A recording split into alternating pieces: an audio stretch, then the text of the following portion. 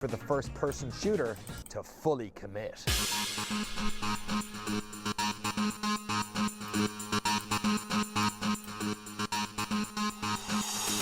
Unreal Tournament was a delight for the senses. Great maps, great modes, great guns, great characters, great announcers, great pelvic thrusts. It was an absolute blast to play, a multiplayer sandbox with bunches of game modes, pushed even further by mod support that had us matrix gun, slow-mo, kung fu kicking the fuck out of each other for years to come. But today I want to focus on one particular area, the maps themselves. Unreal Tournament adopted a no bad ideas in brainstorming ethos of map design, which led to a rather bemusing collection of arenas to pelvic thrust in. Years ago we travelled to Digital Extremes in Canada to do a documentary about Warframe. Digital Extremes had co-developed Unreal Tournament alongside Epic, and their CEO Jamie Schmaltz explained to us that there were no real guidelines when it came to what got into the game, which meant that Unreal Tournament had every type of map under the sun, and some floating around it. Big maps, tiny maps, low gravity maps, space maps, what the fuck ever this is maps. This one's on the Normandy beaches. Is nothing sacred? No, sanctity's for the weak. There are no bad ideas in brainstorming, and we need to get as many levels as possible on this disc to justify the cost. It's $19.99 for fuck's sake. This game has no single player campaign. I don't care if the level is a fucking pirate ship. Stick it on the disc. But all of these maps, as wonderful and varied as they are, stand beneath the map we have come to talk about today. A map so brazen, so outlandish, and so iconic that 21 years later, if you mention Unreal Tournament maps, it's the first one people think about.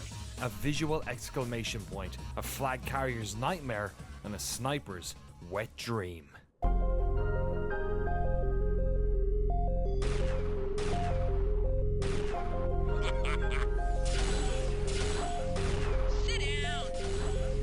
Facing Worlds takes place on an asteroid orbiting Earth, on which two identical Mayan-looking towers face each other. It's a capture the flag map, and each flag is located at the base of its corresponding tower. The towers have no stairs, but upper areas can be reached via a selection of teleporters. The first brings the player to a mid-level viewing spot from which the Redeemer spawns. The Redeemer, of course, being a portable nuclear weapon that you can pilot.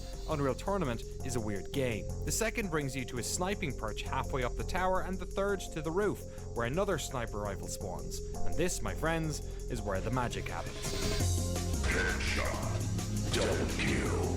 You see, each tower has a full view of the entire battlefield, not just the other tower's sniping spots, but also the chamber where the enemy flag spawns, the majority of the spawn points, and the entire path between the two towers. It takes around 18 seconds to cross this treacherous no man's land, an area with zero cover aside from a hill in the middle, which only protects you from ground level foes behind you. You are always at the mercy of the enemy snipers, and their seemingly infinite supply of rifles, ammo, and pilotable nuclear launchers. So Facing World ultimately comes down to a sort of sniper battle, and how well you do rests entirely on the enemies you're facing. If you play this game online with real people, I mean, we had similar map in Counter-Strike.